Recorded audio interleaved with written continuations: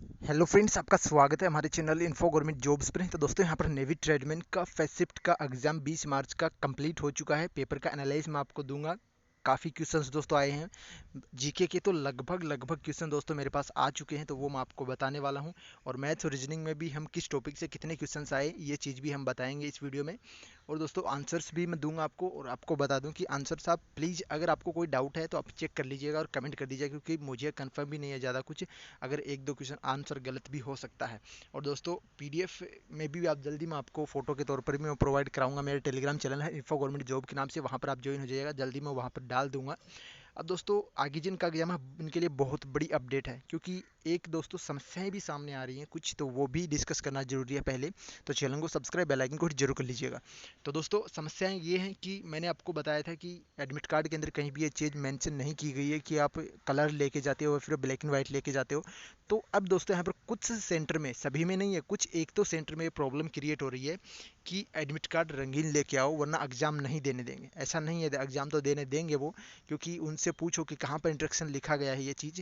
तो ये थोड़ा सा प्रॉब्लम है। अगर आपके पास टाइम है तो आप रंगीन निकलवा लें, अगर नहीं है तो टाइम कोई दिक्कत नहीं है, हो जाएगा। बाकी एक दो सेंटर पर ये प्रॉब्लम क्रिएट हुई है। अब दोस्तों, काफ़ी का ये है कि हमें टाइम कम मिल रहा है। टाइम सेंटर में 45 मिनट्स दे रहे हैं, ऐसा भी कुछ निकल कर आ रहा है। सेंटर में धांधली चले, ऐसा भी कुछ नहीं। तो उनसे आपको डिमोटिवेट नहीं होना है, जो भी अपडेट रहेगा वो आपको मिलेगा। फिलहाल के लिए आप अपनी एग्जाम पे फोकस करें। जो चीज़ें मैं आपको बता रहा हूँ उस चीज़ के रिगार्डिंग आप टॉपिक है वो पढ़ सकते हैं, अगर आपके पास टाइम है तो। फिर भी आपको पता लगेगा काफ़ी चीज़। तो स्टार्ट करते हैं, आज का जो पेपर है वो देखते हैं। तो दोस्तों, सबसे पहले तो जो भी कैंडिडेट ने आंसर्स पर्सन ये शेयर किए हैं क्वेश्चंस और आपके शेयर किए, उनके लिए बहुत ही धन्यवाद, क्योंकि इतना जल्दी टाइम में उन्होंने इतने मैसेज किए मेरे पास, व्हाट्सएप पर शेयर किए। आप भी शेयर करें ज़रूर आपका जब एग्ज़ाम हो। तो बहुत बहुत धन्यवाद। उन सभी का नाम भी ले देंगे हम, उनके लिए अलग से एक टाइम रहेगा। और बाकी दोस्तों, मैं क्या सोच रहा हूँ कि शाम को जितने भी सभी शिफ्ट रहेंगे उनका सबका एक आपको वीडियो कंबाइंड करके प्रोवाइड करवाऊँ शाम को 8 या 9 बजे के समथिंग। उसमें हम पूरे दिन के जितने भी क्वेश्चंस रहेंगे वो उसमें डिस्कस करेंगे। तो कैसा लगता है आइडिया, जरूर बताएं। तो दोस्तों, ये खुद मैंने लिखे हैं क्वेश्चन, आप ये मत बोलना कि राइटिंग आपका ऐसा ही है। तो मैंने ऐसे ही लिखे हैं, नीचे कोई बुक वगैरह नहीं थी, एक पेज उठाया कहीं से और लिखा है। तो आपके जीके के जो क्वेश्चन हैं वो हम स्टार्ट करते हैं। नंबर 1 पर एक जो क्वेश्चन आपका आया है, टीपू सुल्तान के पिता का क्या नाम है? तो हैदर अली यहाँ पर नाम है, ये आपका आंसर रहेगा, राइट। नंबर 2 पर बल की इकाई यानी कि फोर्स की यूनिट है वो दोस्तों आपकी न्यूटन है, आपको पता होगा, ऑप्शन के अकॉर्डिंग आपको ये चीज़ करना था। नंबर 3 पर दोस्तों आपका तरल धातु कौन सी है? आपको पता होगा, तरल मेटल है वो आपका मरकरी है एकमात्र तरल धातु, तो वो चीज़ आया है। नंबर 4 पर सिपिकला दर्रा है वो दोस्तों हिमाचल प्रदेश में है, ये यहाँ पर आपका आंसर होगा इसके अंदर। इसके बाद नंबर 5 पर हम बात करें, 1858 में भारत का गवर्नर कौन था? तो इसमें दोस्तों कैनिंग आएगा, लॉर्ड कैनिंग थे उस टाइम में। इसके बाद 6 नंबर पर आपका कंप्यूटर से बता दूं आपको, कंप्यूटर से दो क्वेश्चन आए हैं। कंप्यूटर से दो, लगभग दो, एक या दो दो क्वेश्चन आए हैं इस शिफ्ट में, हो सकता है आगे एक या फिर तीन आ जाए, पर दो या तीन के समथिंग रहेगा। कंप्यूटर आ रहा है कुछ। तो इसमें रैम के बारे में जो टू टाइप्स हैं आपके, वो यहाँ पर पूछे हैं। तो कौन से हैं वो ऑप्शन में है, उसके अकॉर्डिंग आपको करना था। इसके बाद में नंबर 7 पर अनुसूची कितनी है? भारत के संविधान से भी दोस्तों क्वेश्चन आ रहे हैं, 2 से 3 क्वेश्चन उसमें भी आ रहे हैं, तो वो मैं आपको बताऊंगा ये कौन सा है। तो अनुसूची कितनी है? 12 अनुसूची है फिलहाल भारत के संविधान में, तो ये यहाँ पर आया है। आप इसे देख लीजिएगा, कन्फर्म कर लीजिए। नंबर 8 पर दोस्तों आपका जो है वो है इकोनॉमिक हिस्ट्री है, बुक किसने लिखी? तो दोस्तों, बुक अगर आपके पास अवेलेबल है, जैसे कि एनटीपीसी ग्रुप डी रेलवे में आता है वैसा ही पेपर पैटर्न इसमें आ रहा है। तो पेपर का हम लेवल भी बात करेंगे कि कैसा लेवल है उसके बाद में। तो हिस्ट्री आपकी जो बुक है वो दोस्तों, दो बुक यहाँ पर आई हैं, एक तो आपका इनकॉमिक है और एक आपका मेघदूत जो बुक है कालिदास ने लिखा था, वो दोस्तों यहाँ पर ये दो बुक आई हैं। तो बुक अगर आपके पास अवेलेबल है, मतलब ये कुछ डाटा, तो वो जरूर आप याद करें, क्योंकि ऐसे क्वेश्चंस आ सकते हैं आगे। इसके बाद में नंबर 10 पर अगर हम बात करें, न्यूजीलैंड क्रिकेट टीम के कप्तान फिलहाल कौन है? तो इसमें दोस्तों यार शायद केविन विलियमसन होंगे इस टाइम में कप्तान। इसके बाद में नंबर 11 पर प्रधानमंत्री को शपथ है वो कौन दिलाता है? तो दोस्तों, शायद जहाँ तक मैं श्योर हूँ राष्ट्रपति दिलाएगा, राष्ट्रपति को वो सर्वोच्च न्यायालय का मुख्य न्यायाधीश है वो दिलाता है। तो ये क्वेश्चन इसमें ये होना चाहिए राइट आंसर। बाकी अगर आपको डाउट है तो आप जरूर कमेंट कीजिएगा। धातुएं अम्ल से अगर क्रिया करती हैं तो कौन सी गैस निकलती है? दोस्तों, हाइड्रोजन गैस है वो निकलती है जब धातुओं को अमल से क्रिया करवाई जाती है। तो ये क्वेश्चन आपके देख सकते हो, कितने बड़े बड़े क्वेश्चन छात्रों ने शेयर किया, बहुत ही धन्यवाद उन सभी का। इसके बाद में एक यहाँ पर 13 नंबर पर जो क्वेश्चन है वो दोस्तों आपका है, अपनी मंडी किस राज्य की है, तो इसमें आप कंफर्म कीजिएगा कि कौन सा ऑप्शन रहेगा, पंजाब आएगा या फिर नहीं आएगा, जरूर बताइए। अपनी मंडी किस राज्य की है, तो ये क्वेश्चन है एक। तो इसके बाद में हम मैथ और रीजनिंग का थोड़ा सा बात करते हैं। रीजनिंग और भी जीके के क्वेश्चन बचे हुए हैं, वो भी मैं आपको बताऊंगा। तो मैथ और रीजनिंग के अंदर अगर हम बात करें CISI यानी कि आपका सरल ब्याज और साधारण ब्याज से 3 से 4 क्वेश्चन यहाँ पर इसी शिफ्ट में आए हैं। इसके बाद में TW यानी कि आपका टिग्नोमेट्री है, उसमें 2 क्वेश्चन आए हैं, 2 या 3 क्वेश्चन आए हैं। इसके बाद मिश्रण के दोस्तों 3 क्वेश्चन आए हैं। ग्राफ से संबंधित भी 3 क्वेश्चन, यानी कि एक ग्राफ दिया गया है उससे आपको 3 क्वेश्चंस मिले हैं जो कि इजीली हो जाते हैं। आपका टाइम मैनेजमेंट सही होना चाहिए इस चीज़ के लिए, तो ये क्वेश्चंस भी आए हैं।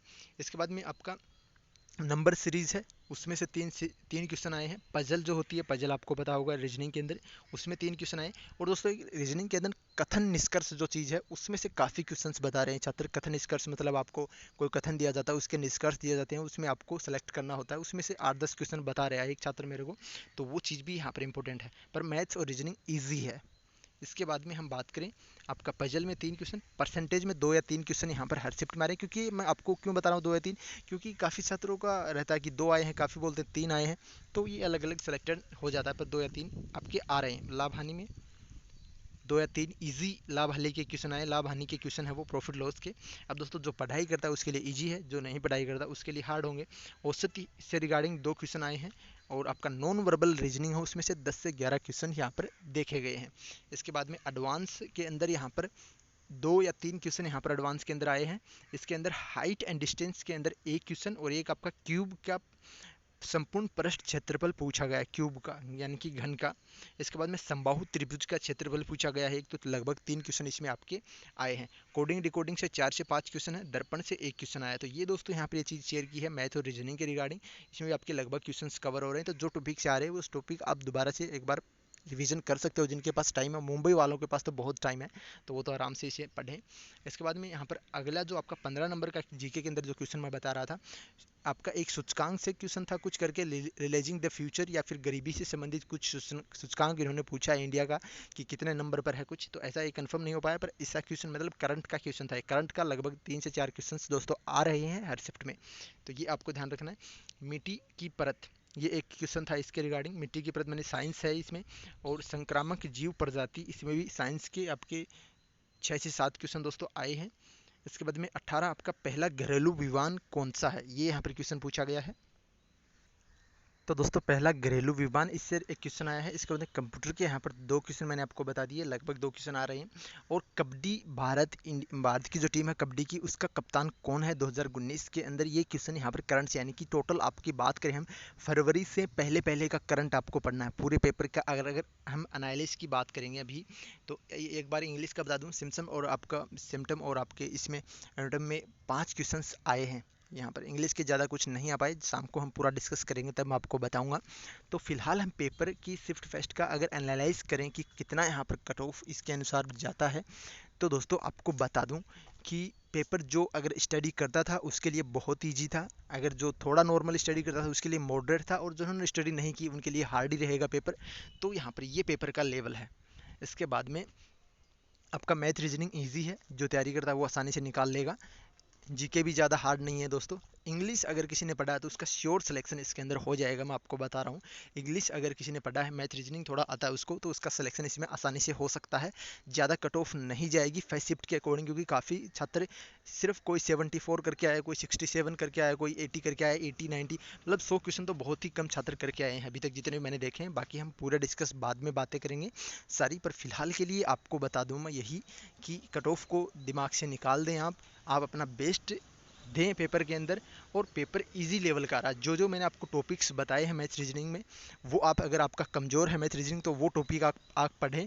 अगर आपका मैथ रीजनिंग अच्छा है, अगर आपने रेलवे की एग्ज़ाम या फिर किसी की भी एग्ज़ाम दी है, तो आपका मैथ रीजनिंग निश्चित है अच्छा होगा।